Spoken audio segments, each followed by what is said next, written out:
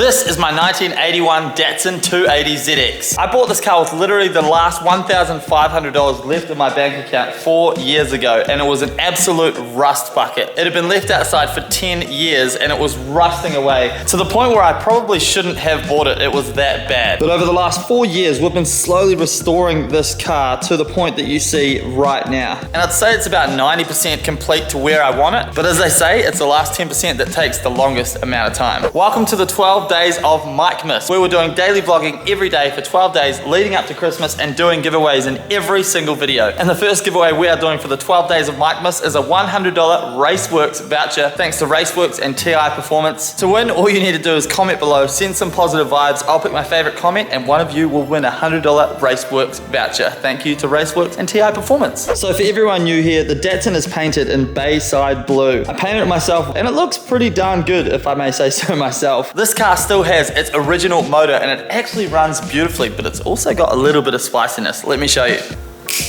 So under the hood, we have the original straight six 2.8 litre L28 motor with a Pulsar G25 550 bolted to the side of it. Now, those of you with a keen eye will be saying, what the hell? That turbo is on the wrong side, and you would be right. We've done a custom turbo manifold that goes from this side of the motor underneath the sump to this side of the motor so we can have the turbo located in a high mount position on this side. It just balances out the engine bay so much better. Now, this car's been sat here for the past year in the workshop, just chilling, and that's simply because we've been putting all of our time and effort into other builds on the channel like the rear wheel drive Evo. But I thought today for the first video for the 12 days of Mikemas, we could get back into the 280ZX and do a bit of work on this thing to get it one step closer to being on the road and enjoyable to drive. This thing has been sat for so long, it's literally got spider webs like growing in the car.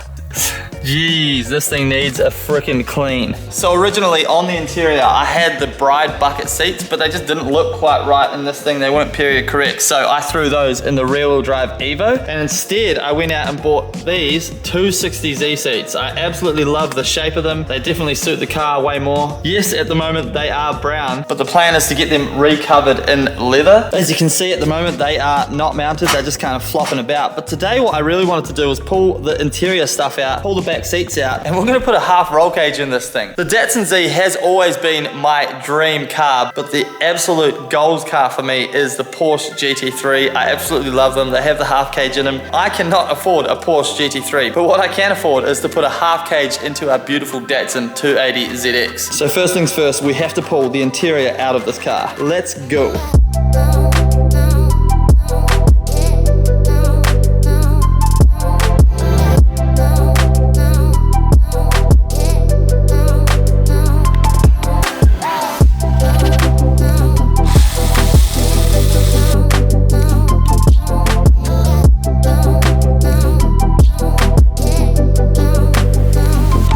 So the interior is now stripped on our 280ZX and we will not be putting the rear seats back in this car. Instead, I'm gonna get some carpet made that's gonna go super nicely in here. The seats are gonna get deleted because here in Australia, to run the roll cage in the back of your car, you basically need to let them know that your car is now a two-seater, so the back seats get deleted, and that way they know that no one else can go in those back seats whilst you now have a roll cage in it. We've got our cute wee main hoop right here that we're gonna test fit into the car. By the way, I'm not a roll cage builder in any way, shape or form, but luckily from Wasfab back here is a roll cage builder, so he's going to be supervising me whilst I go ahead and give this a red hot crack. I'm going to do all of the work, but I'm just going to check in with Waz every now and then to make sure that I'm not building something that is actually going to kill me instead of protect me. Although in saying that, this cage is just for looks. We will not be taking this car on the track anytime soon. Maybe one day when I'm older to like a classic day or something, but this cage is more for looks than anything because they do look pretty badass. But let's get our main hoop into the car. Test fit. Let's go.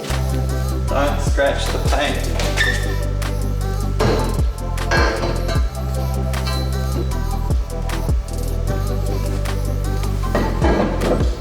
So we have the main hoop set in place and already you get a wee image of what it'll be like having a friggin' half cage in here. It's gonna be so good. We are gonna do it bolt-in, we've decided, not weld-in, and that's because we've got the seat belts that go behind the cage, and if it was welded and we happen to break a seatbelt for whatever reason, you would never be able to replace it unless you cut the cage out, and that would just be an absolute rubbish thing to do. So bolt in it is. So to get the angle of the rear arms, we have this jig guy right here. So he has the adjustable piece of metal here. You basically put this guy up top and then sit him to where your plate's gonna be, and then you tighten it up to the right length. And then that is the length of your rear arm, which is pretty rad. Then you make an opposite one for the other side. Bob's your uncle or your auntie or whatever it is these days, and boom, she's good to go. Look at me pretending like I know what I'm talking about.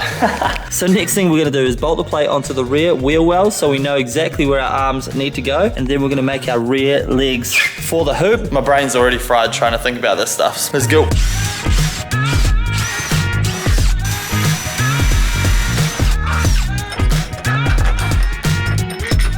Nice.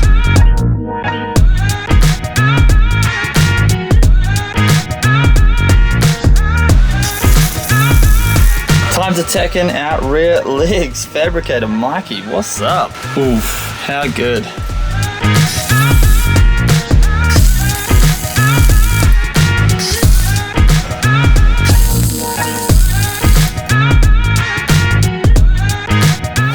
It is literally like 32 degrees. Outside, it's probably hotter in here because I'm in a big tin shed. So I'm sweating my face off right now, but I'm still enjoying myself. And guess what? I did a roll cage thing. Look at that. So I went ahead and did all the welds around the joints. So our legs are officially attached to our main hoop. I'm pretty proud of myself because Woz isn't actually here at the moment to supervise me. And this looks like a roll cage. So happy days. But now we do the part that actually looks the coolest, and that is the crossbar. Like when you take the photos in your car and it's behind you and you're like, yeah, I'm hella badass because I got a half cage in the back of my car. This is the part that matters. So I've got our bar and basically I've notched it out so it joins up here and down here just like that. I'm gonna go ahead and tack this bar in, and then we'll make our crossbar, and then we can fit the cage into the car and see what it looks like. And I need to hurry up because I'm daily vlogging, which means I need to go home and edit this video so it comes out today for you guys. I've definitely given myself a challenge by doing this 12 days of Mikemas, so if you're enjoying it, hit that subscribe button. And guess what? The drift car makes a return tomorrow and it's going to be crazy.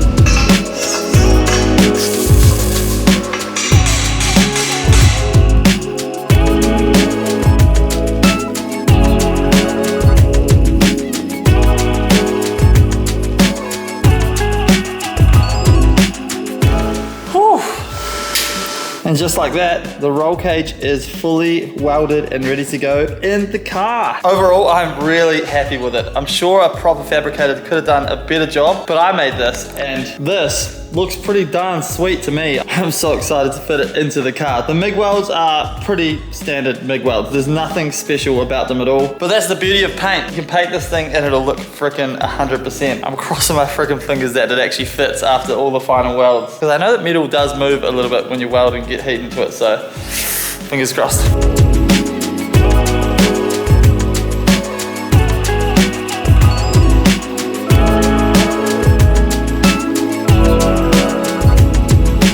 So I'm happy to report the cage fits absolutely perfectly, which is quite mind-blowing to me. But check this out.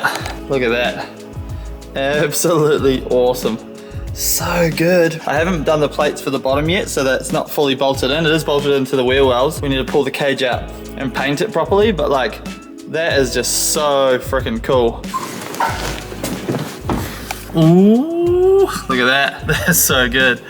I actually dig the brown on these seats, weirdly enough, especially against the blue. It actually doesn't look that bad, but that looks so damn cool. As for the color we're gonna paint it, so I was thinking because the car's Bayside blue, we'll paint the cage like a matte Bayside blue, so it like goes with the car, but it just looks like slightly different. They do that type of thing in the Porsches, it looks really cool. But overall, like that is so freaking sick. Well, there you have it. It felt bloody good to get some work in on the Datsun again. And we are absolutely going to finish this thing in the next month or so. It needs a retune. It made 175 kilowatts before it slipped the clutch on that motor. It's got way more in it, easily do 200 kilowatts. And of course, we need to paint that roll cage and finish installing it. But tomorrow, we are straight back here in the shop and we're getting right into the drift kart. And I'll let you in on a little secret. The video involves a turbo and it involves nitrous, and it's going to be a wild ride. I can't wait for that one. Thank you guys so much. Don't forget to leave a comment, positive vibes in the comments below. I'll pick my favorite comment, send you out a RaceWorks $100 voucher thanks to TI Performance. Thank you guys so much for the support, and I'll see you tomorrow in the next video, 12 days of Mikemas. Peace, man. This thing is just absolutely gorgeous and I cannot wait to drive it. Bye.